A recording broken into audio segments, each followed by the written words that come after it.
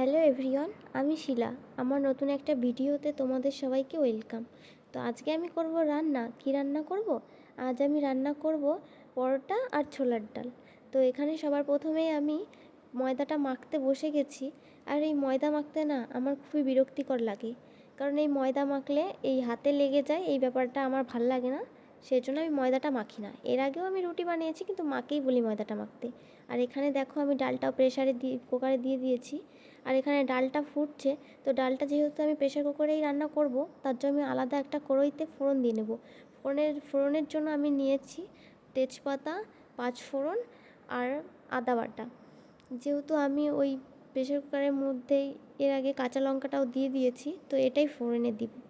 ফোড়নে দেখো এবার আমি ফোড়নটা ডালের মধ্যে ঢেলে দিচ্ছি।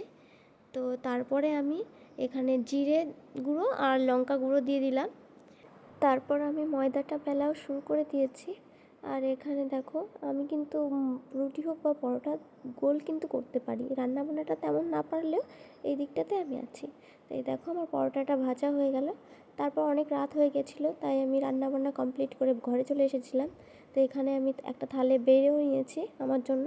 আর এখানে আমার ভাইও খাবে।